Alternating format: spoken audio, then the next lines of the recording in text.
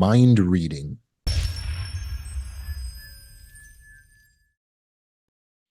So there was a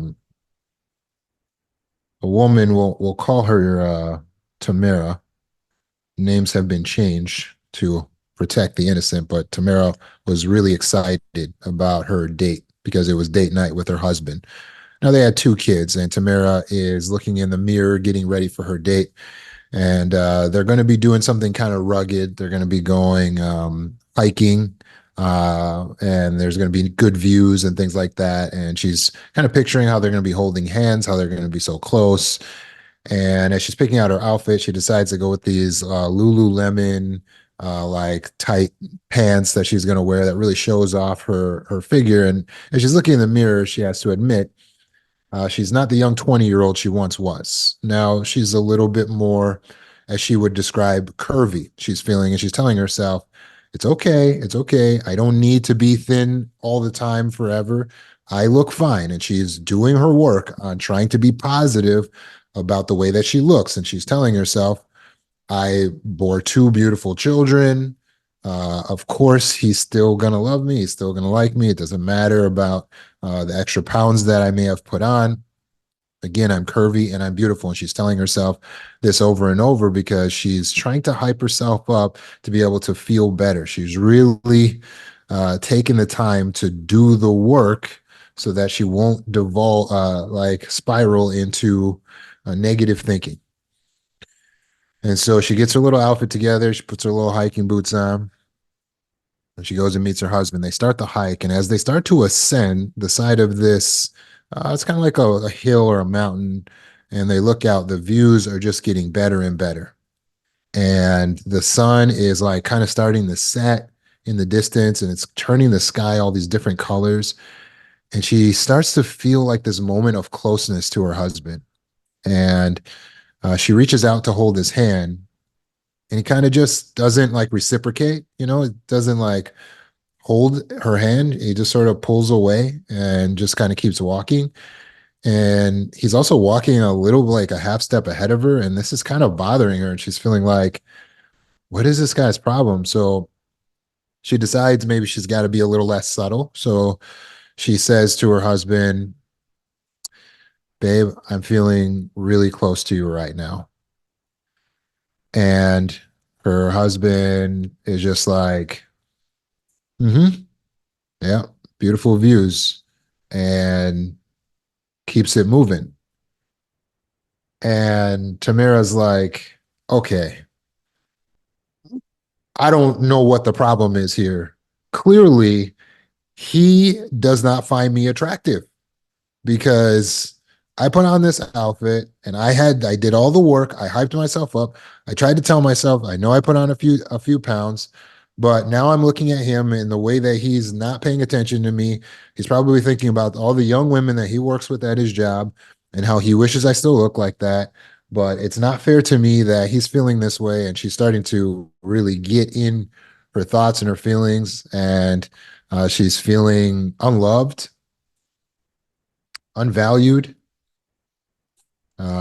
by her husband's distance to her. And so when they get back to the house, now she has an attitude and she's drawing away from him. And now he's like, what's wrong? And she's like, well, apparently I'm not the one with the problem. And he's like, oh, I don't want to have a fight. Can we just enjoy this afternoon? And she's like, I was trying to enjoy the afternoon. And he's like, oh, fine, fine. You want to fight? You want to fight? Fine. And she's like, well, tell me what that was all about up there. And he's like, what that's all about up there? You already know that you don't look at me as the man that I used to be. Okay. So I'm up there on the side of this mountain and I'm having a panic attack because I had a nightmare last night that our kids fell over a cliff. And now we're out there on this bluff and we got all this elevation up there. And now I'm thinking, oh, great, I can't be that knight in shining armor. And that's why I know that you're not having that same feeling of love for me because you used to look at me as your hero. But you don't realize that I'm up there having this panic attack. So if you don't love me the same, that's fine, he says. And Tamara's heart just breaks. And she says, so you don't think I'm fat? And her husband's like, what? What? What are you talking about? As it turned out, her husband wasn't thinking about her weight at all. Her husband was worried about his image and the fact that he was up there having a panic attack, and she is getting depressed up there on that mountain. She's starting to feel this low self-worth, low self-esteem, because she was telling herself a story and he was telling himself a story, and both of them were victims of mind reading. Mind reading is a cognitive distortion in which a person believes they have special powers. But the funny thing about it is, most of us have at a time tried to read someone's mind. So most of us think that we have special powers, but we don't. We are not made factory standard as humans with the ability to read the minds of our husbands, of our children, of our wives. And so we have to stop thinking we can read their mind like Tamara was doing in this case. Mind reading is a common cognitive distortion. It occurs when someone assumes what the other person is thinking or feeling without verifying it. Mind reading is where you assume what the other person is thinking or feeling without verifying it. It is a form of arbitrary interpretation and inaccurate mind perception. It leads to mistakes about what other people think about you, and it affects your mood. Researchers have found a direct link between depression and mind reading, anxiety and mind reading, insecurity and mind reading. Why? Because as soon as you walk out in front of other people's eyes, you think you can hear what they're thinking, but you can't, but you think you can. So you tell yourself that they are thinking something bad about you. And how does that make you feel? Well, anxious or depressed. Mind reading negatively impacts our mental health. And almost all of us are guilty of it at some point or another. We like to make assumptions that we know what other people are thinking. You might even hear people say things like, I can really read people. They like to say that. I'm really good at reading. I'm a really good judge, though. I'm a really good judge of character. We as humans do not come factory standard with the ability to read other people's minds, read their motives, read their intentions, read their thoughts, their feelings. You don't know what they're thinking. Just like Tamara didn't know what her husband was thinking. But we always assume that it's going to be something bad, right? So are you guilty of this? A friend doesn't text you back, and then you assume, oh, they must be angry at me. Some coworkers are whispering in the office, and you assume, they're talking about me, talking something negative about me. Your partner looks at you kind of with squinty eyes, and you think they're mad at me, or they think I'm unattractive, or they don't love me anymore. Or someone doesn't smile at you, and you think, well, they don't like me. They must not like me. Or your boss seems distant, and so you're like, he's probably disappointed in my performance. Or you have a group of friends that plan something, but they don't invite you. And then you start thinking, they did that on purpose. They intentionally discluded me. Or you have a family member who makes a rude remark during dinner, and then you assume that they're trying to get revenge. Oh, they did that on purpose. They're trying to get back at me. Or you have a classmate that avoids eye contact until you assume that they have something to hide. Ooh, I don't know if I can trust this person. One gentleman was at a social event. There were guys and girls there. He started talking to this one girl. They're just having a casual conversation, but based on the conversation, the guy started to make the assumption that this girl probably wanted to date him. Yeah, he told his friend later, yeah, I think that girl wanted to date me. Friend's like, really? Why? Did she say I want to date you? He said, nah, nah, nah. But she was like talking about this other guy that she dated, and I was making me kind of feel like she was trying to like, just like test the waters, like see how I felt about it, like if I would be like jealous or something. And his friend's like, dude, she doesn't want to date you. Just because she's talking about a past relationship, that makes not, it's mind reading. It's mind reading. Sometimes we think what we want to hear, what we want to believe. So we're making assumptions, right? So we're thinking that someone doesn't like us or thinking that someone does like us. And so everyone's walking around making these assumptions. Your partner's on the phone. So what do you think? Who is he talking to? Probably talking to someone they shouldn't be talking to. Probably cheating at me. Or you make a mistake in a meeting, you say something that you didn't want to say, and then you go, oh, everybody probably thinks I'm so stupid. Mind reading. You're acting like you can read people's minds. Or you have a friend that doesn't react enthusiastically to your good news, and you go, oh, they must be jealous. Mind reading. Or you have a colleague that's quiet during a group conversation, so you figure they must be disinterested in the topic. You have a roommate that's spending more time alone, so you figure this guy must not like me anymore, right? We could do this all night, right? Because there's so many examples everywhere in life. It's the small stuff. It's the small stuff. Your husband doesn't put away the milk, and you go, he thinks I'm his maid, right? Uh, or your wife doesn't leave the note in your lunchbox, and you think, okay, she's mad again. She's definitely mad again. I can tell. So, do you actually have the ability to read people's minds? How do we get out of this cognitive distortion? Well, first, we have to be able to identify we have the distortion. So, when you're feeling anxiety, when you're feeling depression, when you're feeling insecurity, you want to check for that fortune telling, which is thinking you can tell the future, and that mind reading. You'll notice that it's mostly negative when it's bringing us anxiety or depression. It's mostly negative. You can do this using the JOT method, JOT. You can look that up on YouTube. Roman Zanoni JOT method. This is where you're going to take your pen and paper, throw that line down the middle, and then on the left-hand side of the page, you're going to write the thoughts that are contributing to your anxiety and your depression today, right now. And then you're going to ask yourself questions and start to dig deeper into this. And your questions are going to be such as, why does this scare me so much? Why does that bother me so much?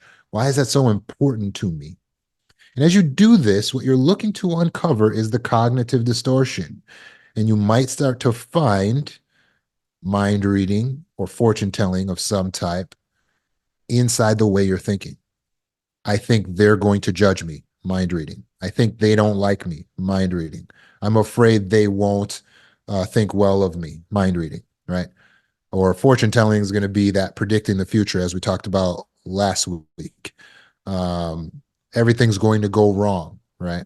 So mind reading, fortune telling are brother and sister cognitive distortions, and they definitely lead us into anxiety and depression. When you get rid of this distorted way of thinking, the anxiety and the depression will evaporate. So a note to any clinicians that are watching this: when you're working with your client and you want to help them to get to a speedy recovery, you have to help them to see the cold, hard truth. They have to be convinced that they do not have the ability to predict the future and read people's minds. And the moment they accept that, in the case that cognitive distortion is their distortion, the moment they will start to feel stabilized again. They will come out of their anxiety and their depression when they realize they can't read people's minds. Also, when we're dealing with that self-consciousness is what? It's really other people conscious, isn't it? Because it's really that you don't feel good about yourself because they're thinking that you're ugly or that you're the only brown person or that you're the only fat person or that you don't look good in your Lululemons, right? So you're conscious of what they're thinking, but your consciousness of what they're thinking isn't even true. It's really just based on you. So when you are mind reading, you are assuming. What do they say about assumptions? Have you ever heard that saying? When you assume, you are making an ass out of you and me. It's true. It's not making you look smart. But isn't that ironic? Because if you go to the deeper reason why you're mind reading, it's because you were trying to keep yourself safe. It's trauma response. It's a freeze trauma response, where in which you are not going to make your move because you believe you already know what they're thinking, but you're telling yourself what they're thinking because you're really afraid that they may be thinking it. It is your worst nightmare that they think you are unworthy, unlovable, unlikable. You're thinking something negative. It's your worst nightmare that they may be thinking that. And based on that possibility, you're latching onto that only that one possibility because it's your worst nightmare. And so you focus on your worst nightmare because why? Because you're afraid it's going to come true. And the last thing you want is for your worst nightmare to come and surprise you.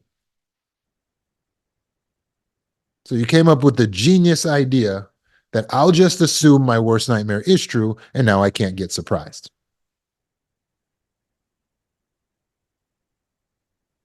So how's that working out for you?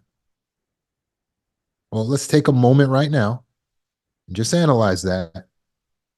I'm going to assume my worst nightmare is true so that I can't get surprised by it.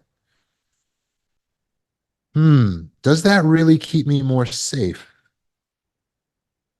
At first glance, it seems like it would, because then you would like kind of be watching your back, and you would just be ready for the worst nightmare. But since scientifically that worst nightmare was only one possibility, and there are several other possibilities for the same scenario.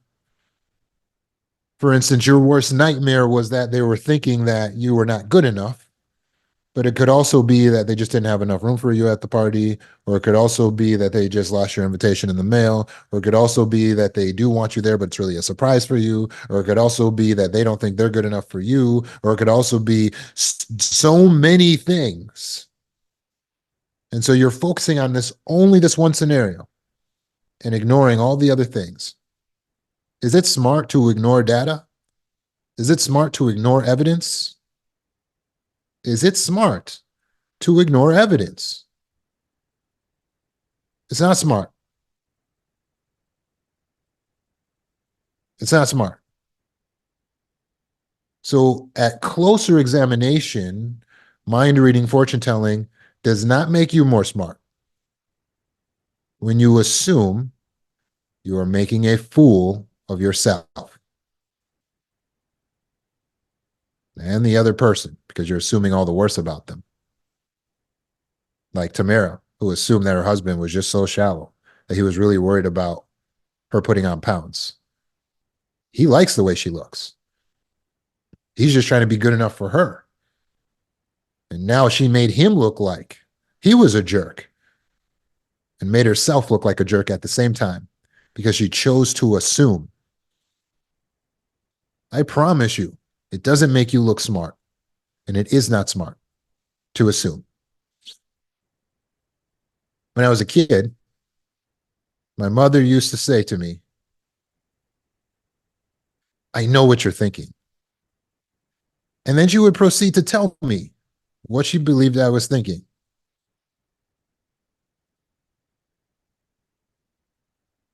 I was astounded at how foolish her assumption was because it wasn't even close to what I was really thinking.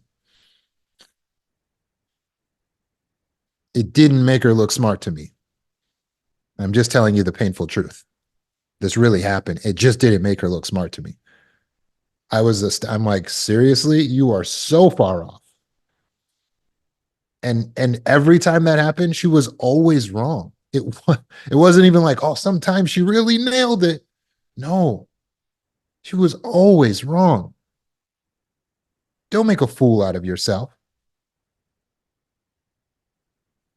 Tamara really learned from that scenario with her husband. They adopted a new way of speaking to each other. which is using that phrase, the story I'm telling myself is. And so instead of just saying, oh, you think I'm fat, or oh, you don't look at me as the hero anymore, they now would stop and say, hey, I'm telling myself a story. And the story I'm telling myself is, you don't look at me the same as you used to. When you do that, it allows the other person then to be able to confirm or deny your assumption. And when you're in a loving relationship, that's the way to go. Hey, a story I'm telling myself is that you don't like me anymore because you're not talking to me the same way you used to. Hey, a story I'm telling myself is you don't want to be my friend or you're judging my appearance. A story I'm telling myself is when we talk to each other in a loving relationship that way, then we're letting the other person know, hey, I don't know this, but this is something I'm telling myself, and so it's making me feel a certain way, right? And then they understand how you feel, but also why you feel that way.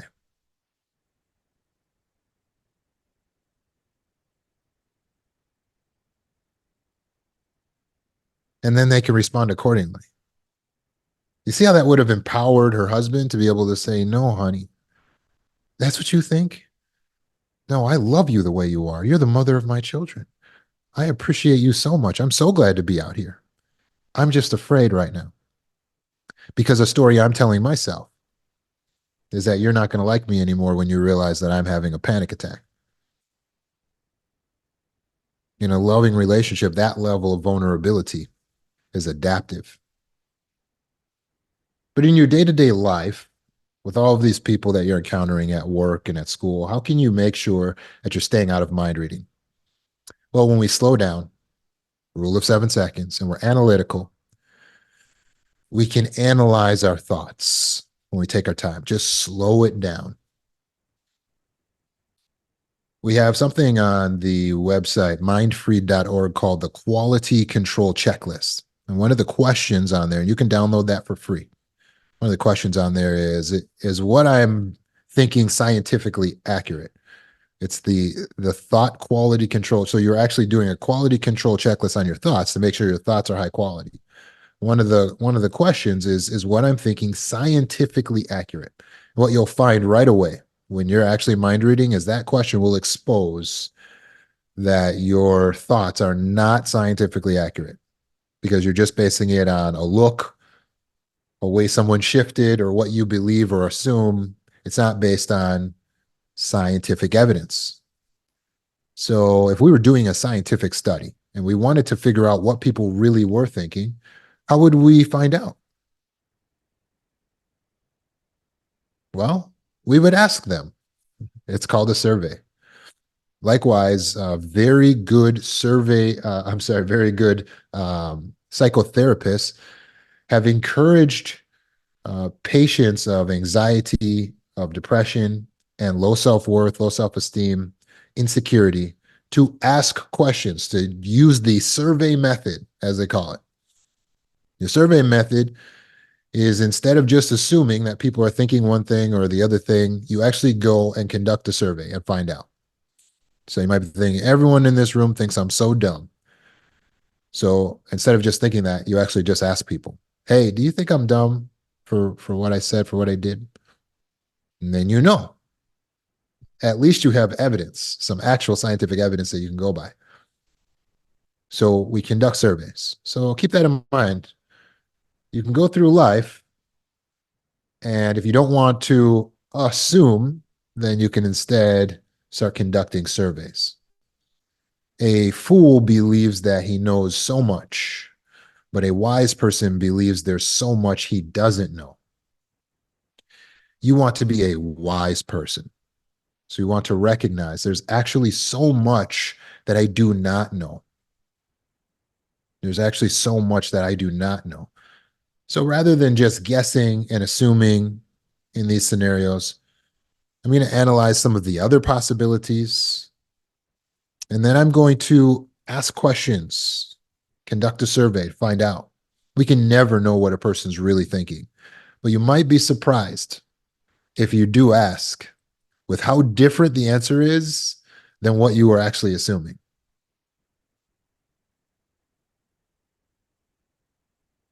Do you think you can do that? We're winding down on our discussion on cognitive distortions. I believe we've only got one or two more. And so, as we're going through these, hopefully, you've been starting to check your mental health and recognize where there's a distortion in your thinking. Everyone has some level of distorted thinking, so don't feel bad about it. Um, the tools that I'm giving you allow you to do the work on yourself. But if you need help and the work that you're doing on yourself isn't quite reaching deep enough, then that's what the trauma recovery specialists are for. So on our website, we have Drea, we have Coach Lowe, we have Marissa. Um, get with these specialists, work with these specialists, get your session in. If you actually look at the website, it's designed so that anyone can get a session at an affordable rate for them. So take a look. It's mindfreed.org. Also, you can go on there and download the quality control checklist for your thoughts, and that will help you tremendously in all of this. So we want you to be free of anxiety, depression. We have the tools that are going to help you out. Learn the JOT method, JOT. You can look that up on YouTube. It's called the JOT method, JOT. Put my name in there, Roman Zanoni, because it's original to us. So thank you so much